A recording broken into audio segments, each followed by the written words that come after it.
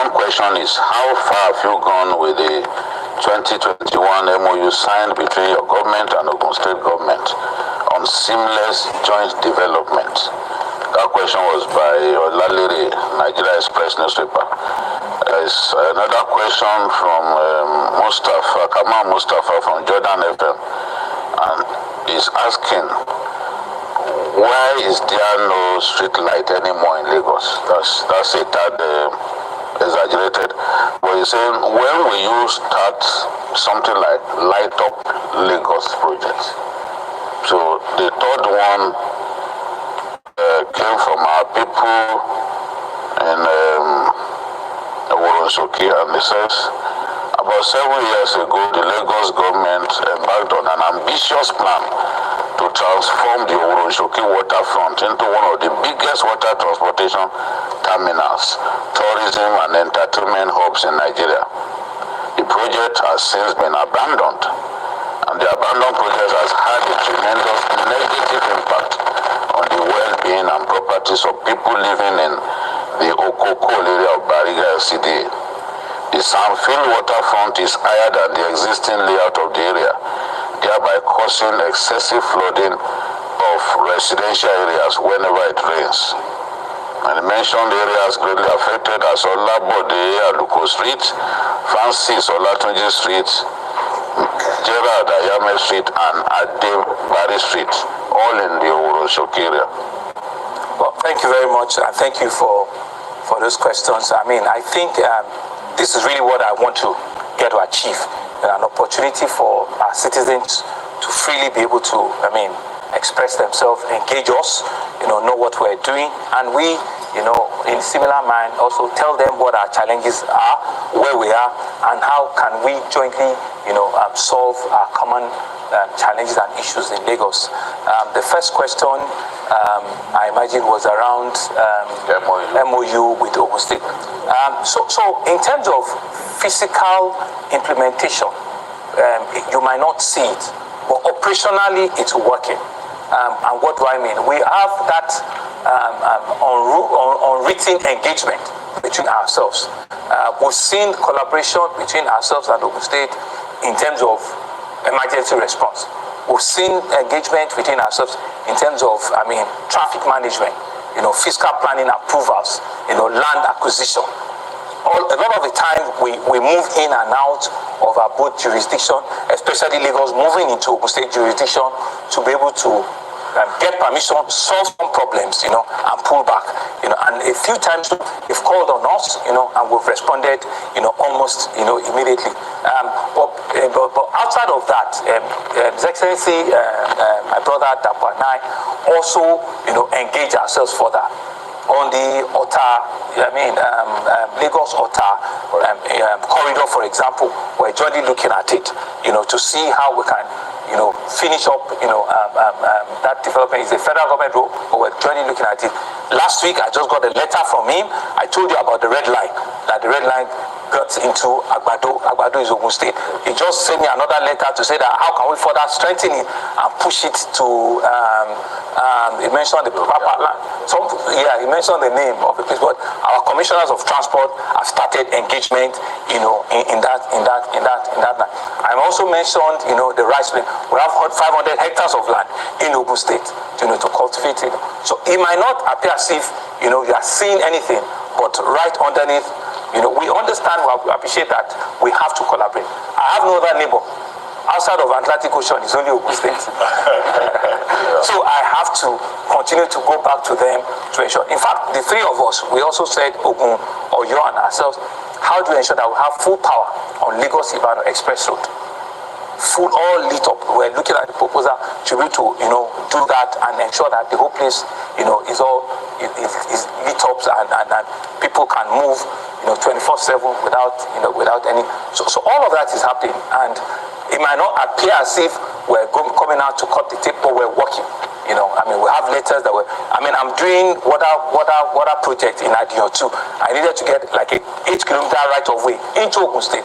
We got it, we paid compensation, we almost finished the laying of those pipes. We don't have a choice.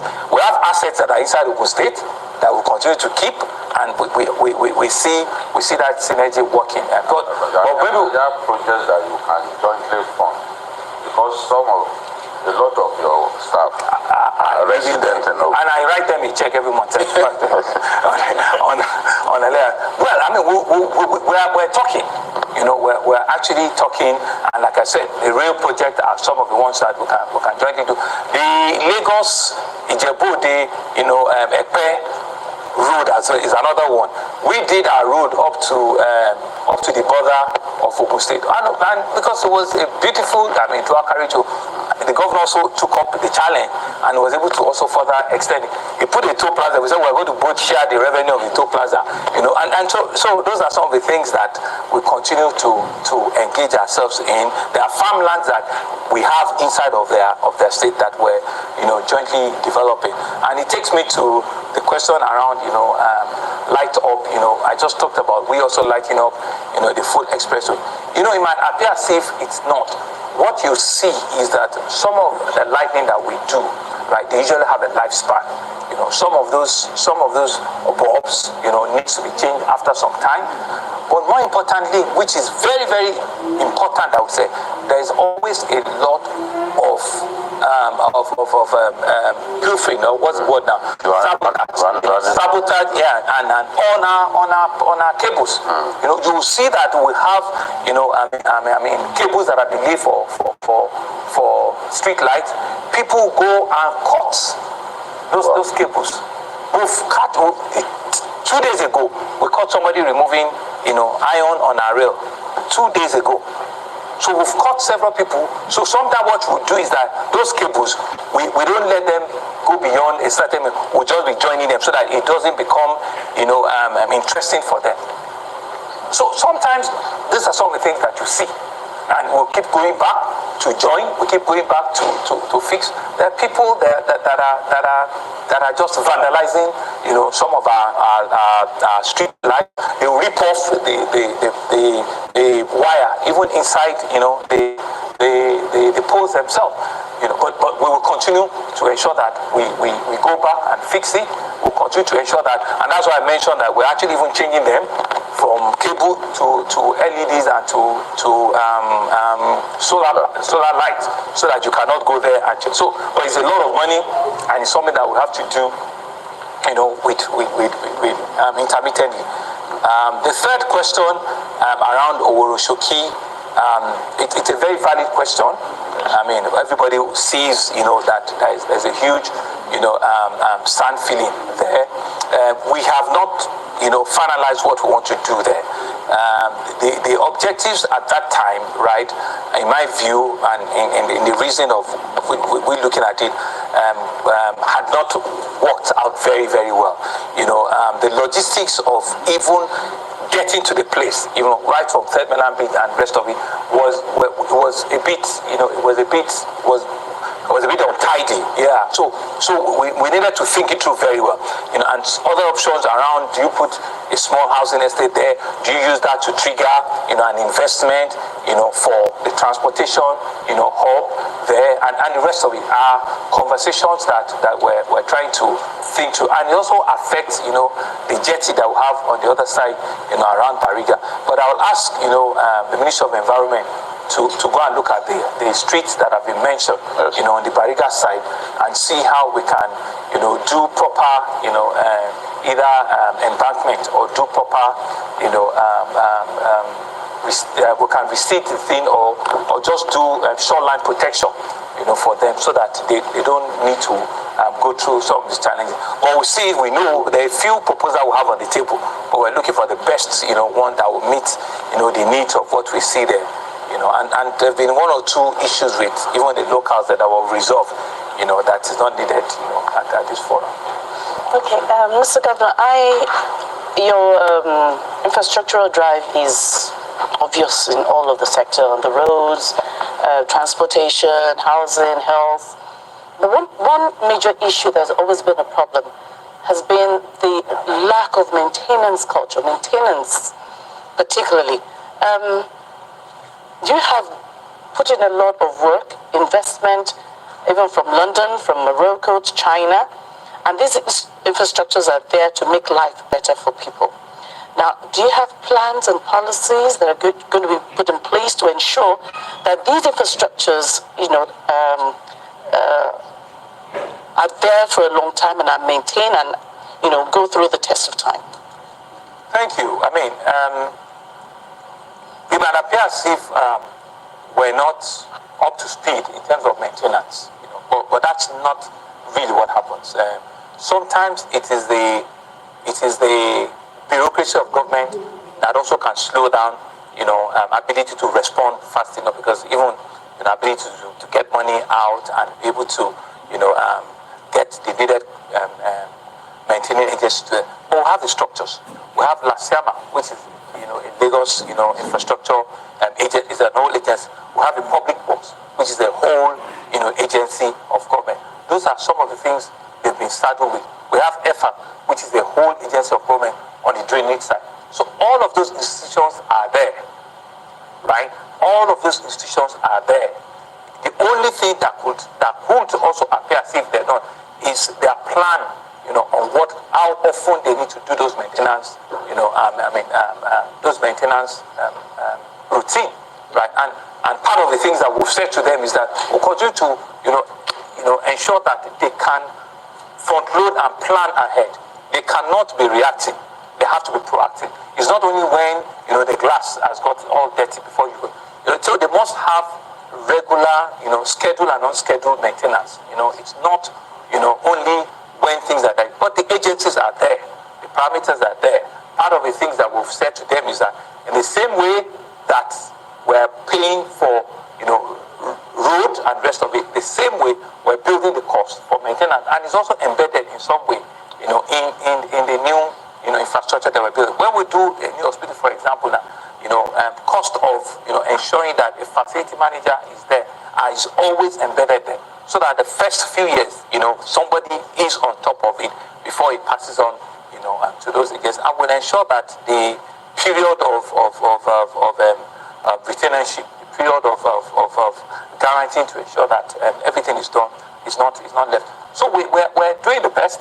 One of the things that we'll probably take away from here is that we'll probably just need to continue to train and retrain so that people can, live up to those expectations. And these are the feedbacks that we hear from Lagosians, that in terms of maintenance, be more proactive, be more, out there doing this. But we'll have the structure and we have what it takes to do it. Governor, Lagos is doing very well with capital importation, over 65%, I think. But it looks like there is one sector that the Lagos state government doesn't seem to be enthusiastic about, and that's the tourism sector.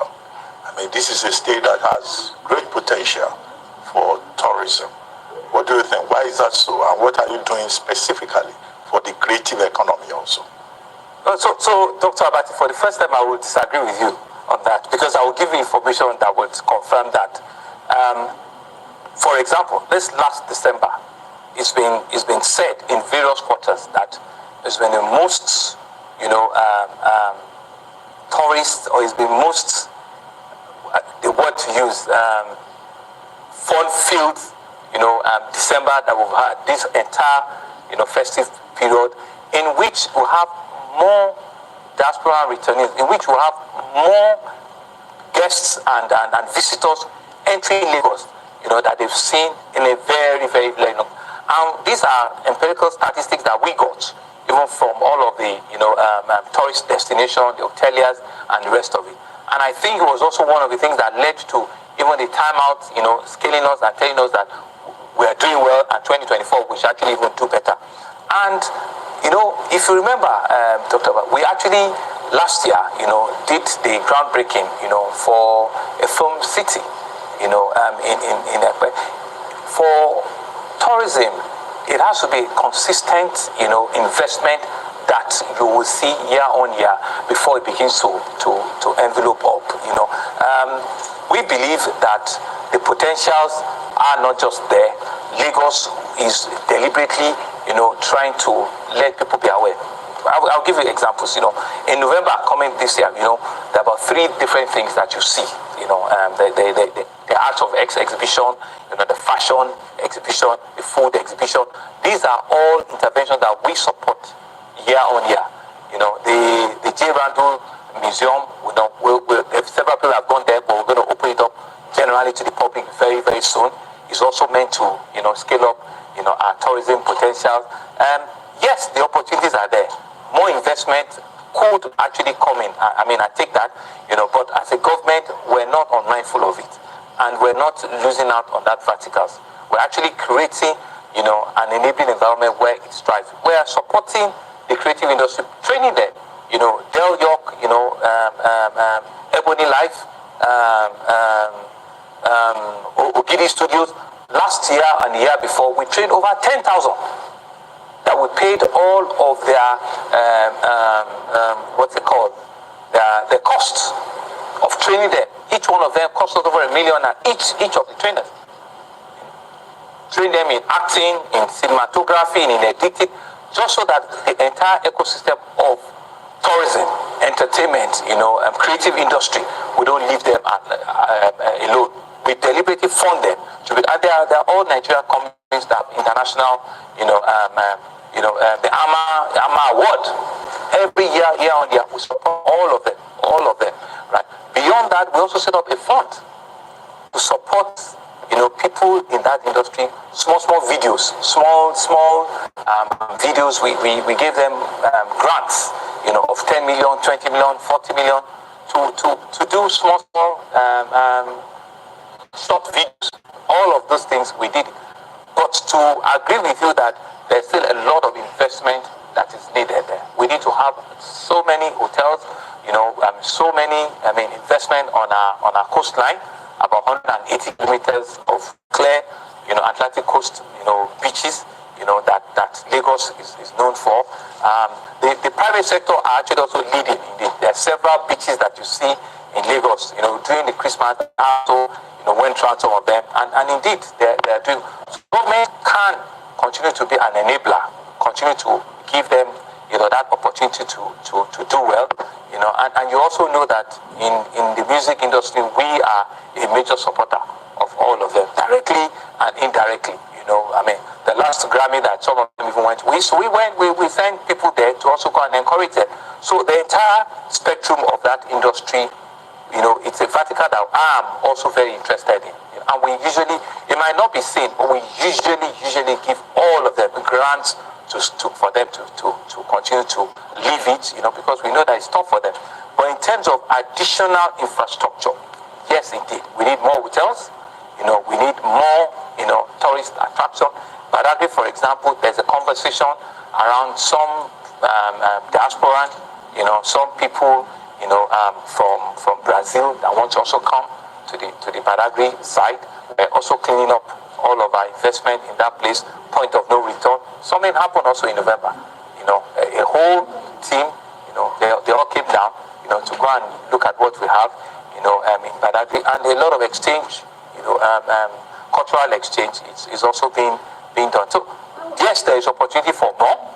Yes, there is a good potential for more, but it's not that we're not, putting, the right investment or the right set of people.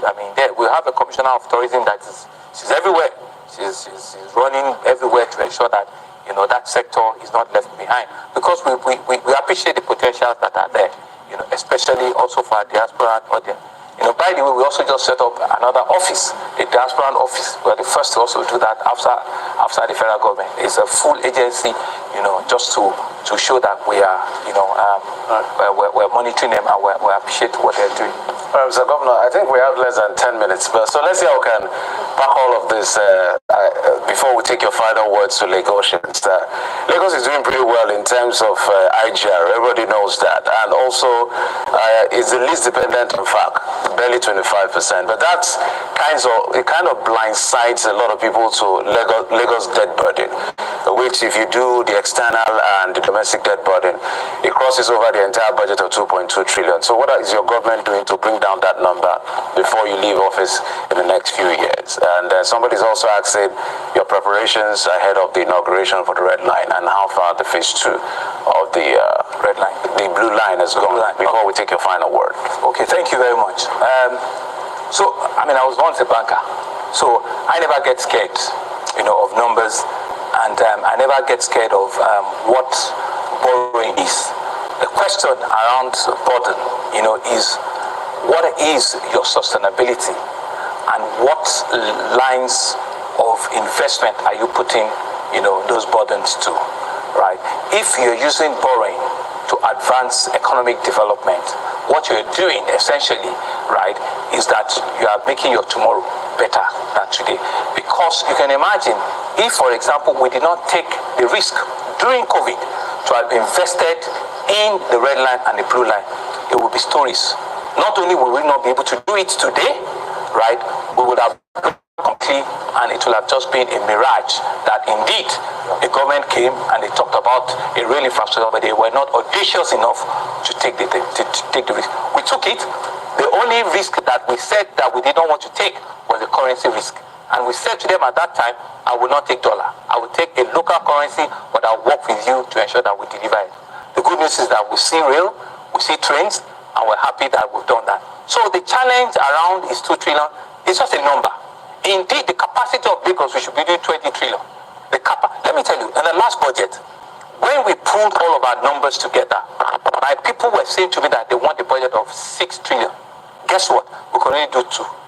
So that goes to show you the strength and the capacity that the state needs to. We need to be able to double the civil service. We need to be able to provide all of those roads that we're talking about. So we shouldn't even be scared about those numbers. The issue will be, what are we doing with those numbers? Where are we applying them to? For as long as you said, we're not using them to pay salaries, we're not using them to buy diesel, we're using them for economic development that will enhance the future of these states. So we will not be scared about that. We will always be transparent to show what we have used, because money that you don't spend today, right, or investment you don't make today, in 5 years' time it becomes 4 or 5 times more expensive. And it has been shown. It has been proven all of the time. So take the risk, be very calculative, measure it, make sure that there are risks in which you will not be trapped, into default. So that take it in a way in which is well spread, and you do creative financing, that can take you, out of it at the end of it. So we will not, be concerned about that. We continue to build a lot more. When people see it, there's also a willingness for them. So because people, you always ask yourself, which one first? People say to you, they want service first. We want to see the road before we pay the tax. So you have to ensure that you can creatively build the road so that they get the tax. So that's the balancing that we put in. Regarding the commencement of the blue line, we've actually started the phase 2 of the blue line, which is from mile 2 all the way to Kokomaiko. So that has started. I mean, CCCC are on site. They're working. You might not see it. They're demolishing a bridge by next week. They're demolishing a bridge by Trade Fair. They're going to build another bridge in that place for it. By Trade Fair. They're going to build another bridge. That's what they are doing, all their preparatory, because the beauty of the phase 2 is that is on grid, meaning that it's at the level, it's at level crossing. So they will do it quicker and faster. In 2 years we should, based on funding, we should be able to complete, the phase 2, of the blue line. And regarding the phase 2 of the red line, we're also trying to raise, the funding strategy that will push to it, because that one is elevated. It's a bridge, a crossover eco bridge before it goes to Marina. So these are all major, massive investments that we're committed to, and we're looking for how to best fund it and get it on board for our people. Well, I think at this point, let's begin to draw the curtain. We have less than 5 minutes to go. So what other promises do you want to make the people of Lagos State who are listening to you about the present and the future? And to Nigerians who are saying, giving power, what do you have to say? Thank you. Well, first really is to thank all of you, and to thank, my viewers. For me, it's been a daily review, a daily assessment of, I ask myself at the end of the day, how well have you served Lagosians? How sincere have you been to the oath that you swore to? How well have you ensured that, the life of the people that you see on the street, you can indeed bring about policies that will make it better for them? And my charge with you is is really for all of us to know that, yes, there are difficult times, there are hard times, but believe me, at the end of hard times, there will also be glorious time.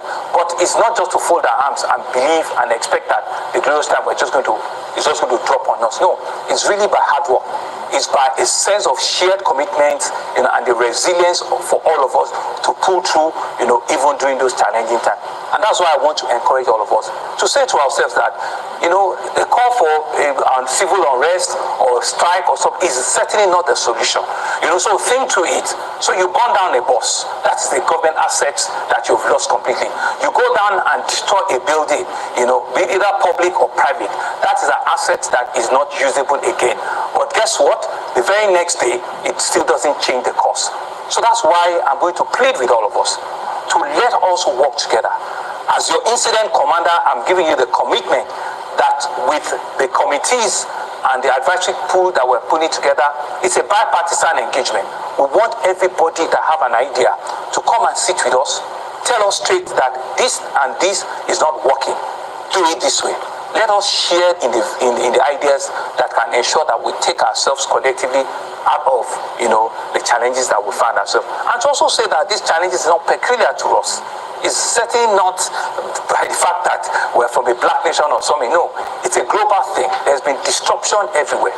But when we believe that hard times is for hard people to move out, we will get out of this. And I want to say that for us as a government, we're committed. We're committed and we have what it takes, for us to work out of this together. In terms of promises, it's really just to say to you that we will continue to do everything within our means, that the greatest good is for the greatest number.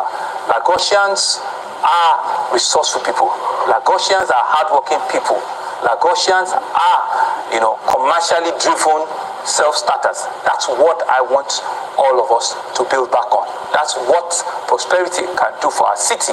That's what the Lagos story is all about. Like you keep saying, that Lagos is the very best of all of us. And so let's go out there and let's believe that we can work it and we can work it together. Thank you very much, Governor Babajide Sanwo-Olu, Governor of Lagos State.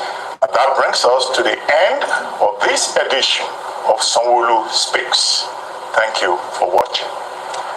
And so I want to say thank you to Governor again, as well as all our colleagues. Dr. Ruben Albati almost forgot all of us. From Arise News, Shola Kosoko from LTV, as well as Babajide. I almost said Sanwo-Olu. That would be a mistake. But you thought you are predicting that will be the next one. From TVC. And I'm Jeffrey Uzawa from Channels Television. So let's just have the photograph. Thank you for watching. Thank you. It's been wonderful. Yeah.